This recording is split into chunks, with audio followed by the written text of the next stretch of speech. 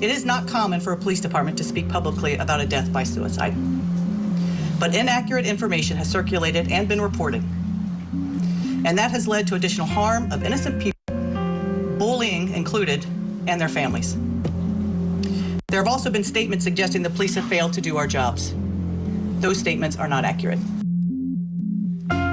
Austin PD speaking out today about the case of Brianna Aguilera. This is a young woman from Texas A&M who went to Austin for the big game and then that night fell 17 stories to her death.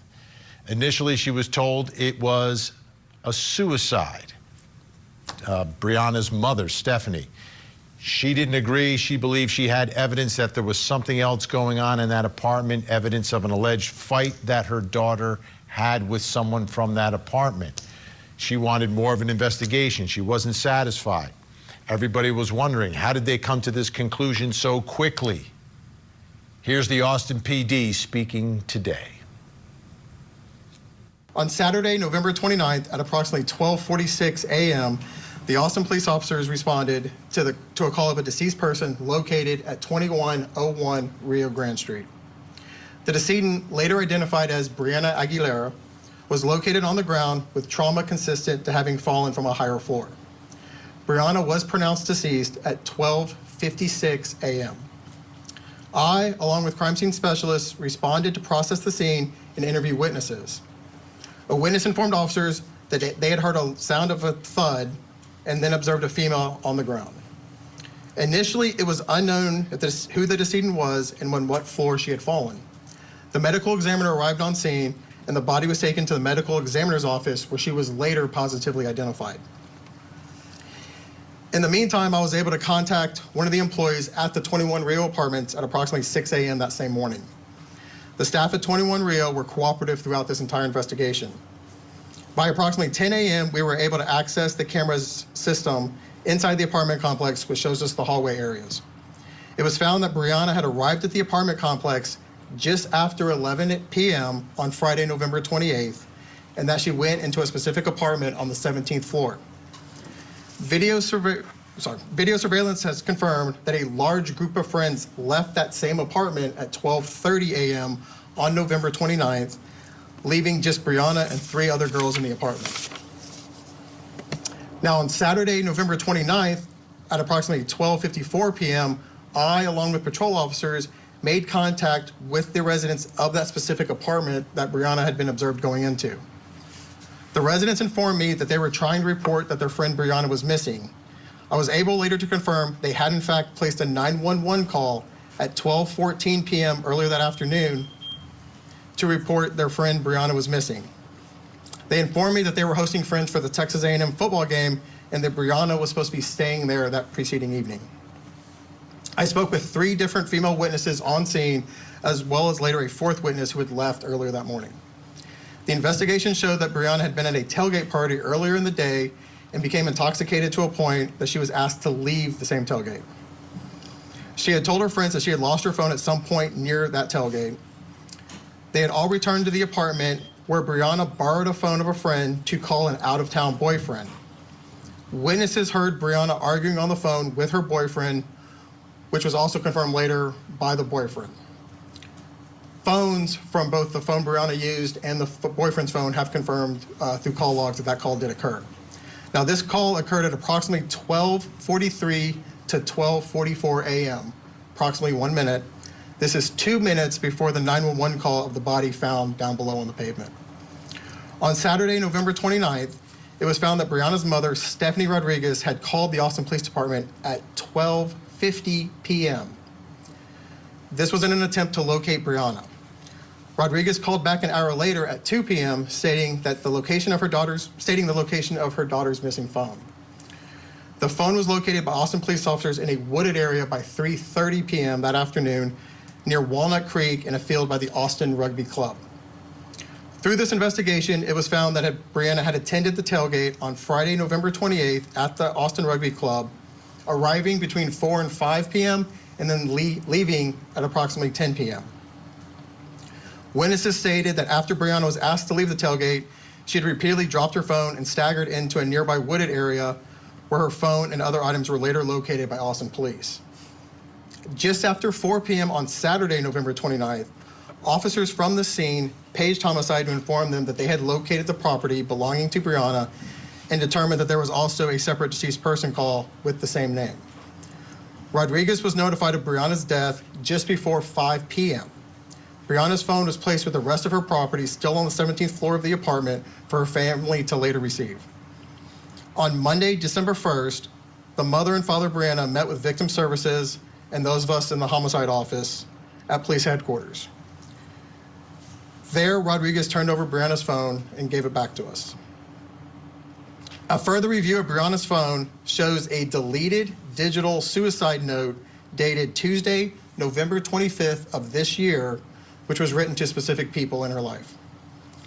From the moment this call originated up until now, between all of the witness statements, all of the video evidence, and all of the digital evidence collected, at no time did any evidence point to this being anything of a criminal nature.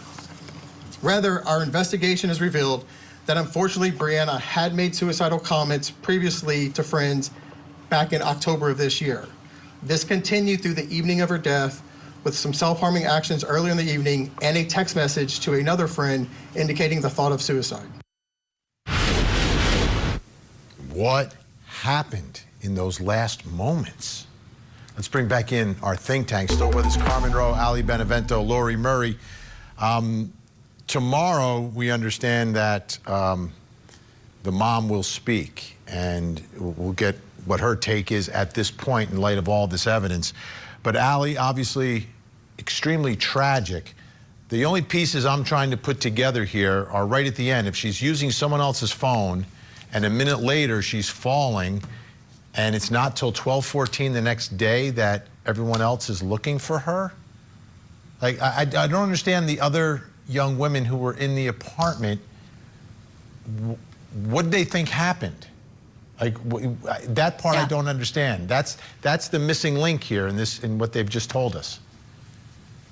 Absolutely. But I would imagine that law enforcement interviewed those 3 girls in that apartment. Yeah, now, the next day. They weren't the next also day. heavily intoxicated. Yeah. Right. So depending on what they said, perhaps they were heavily intoxicated. Perhaps some of them had gone to bed. I don't know that they've not spoken with the boyfriend that she spoke to on the phone, but I agree, lots of missing pieces. But it's also strange to me that when the parents returned the phone to police, that suicide note was deleted. And so, it would be very interesting to hear when that suicide note was deleted, because if that was deleted while Brianna did not have her phone, I find that very interesting, because if they're trying to say that there's some criminal actions here and this was not a suicide, I'm very curious to know who deleted that note. Yeah. Lori, what questions do you have here in this case? Is it just a tragedy and, the family has to come to grips with what happened to their daughter? Yeah, when I look at it, I do think it's a tragedy. You've got these 4 other girls that are in that apartment. I understand that there's a lot of questions that need to be asked there, but this is somebody going over a balcony 17 floors up. That's not easy to do. And I know she's a slight girl, but it's still not easy to get someone up and over a balcony. So I don't feel like they did that. I think the suicide note being on there, the fight with the boyfriend, and I think she had also expressed suicidal tendencies with one of her friends before this. So I see this just as a terribly sad mental health crisis. Yeah. Carmen, what they also seem to indicate that there was actually discussions that day, whether it's a discussion or whether it's a text message about what she was going through. What's troubling to me is that, and this is, and not blaming anyone for this, obviously, but I mean, it's a moment to reach out to your friend. That's a moment to make sure everything's all right. And I just don't think young people are necessarily in that mode. We as parents are, right? We hear that word and like, boom, the flags go up. We make sure everything's okay. When young people speak to each other about that, maybe they're just a little too casual about getting and receiving that type of information.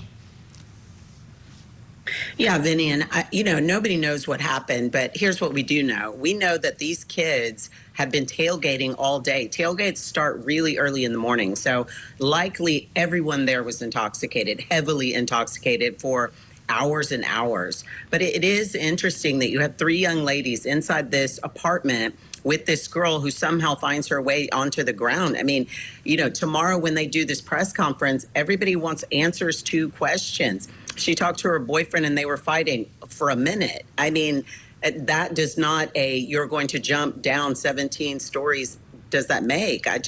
There's so many questions, not enough answers. Even with a suicide note that was deleted off of the phone, I still don't think it answers the questions of what was happening inside that apartment. And I think it could be as simple as an accident where she falls off of the edge of the balcony because these people are there intoxicated in an apartment. I don't know, but I do think we need more answers. I think this family deserves them. Yeah, and again, she's on the balcony. They can hear the argument with the boyfriend. 1 minute later, she's gone, and no one's doing any. You know, there's nothing about. They don't notice or hear, I guess, emergency vehicles showing up outside. I understand it's a big building and it's a city, all of that, but still, no one notices any of this stuff until the next day, which to me is kind of strange. I want to just put this on the screen, the statement from Tony Busby, who you know, Carmen, out there in Texas, who's representing the family. Brianna Aguilera had her whole life in front of her. The circumstances surrounding her death are very suspicious. The Austin Police Department's handling this matter creates more questions than it provides answers. As far as we are concerned, this is an open investigation and will continue to be open until these parents are satisfied they know what happened to their daughter.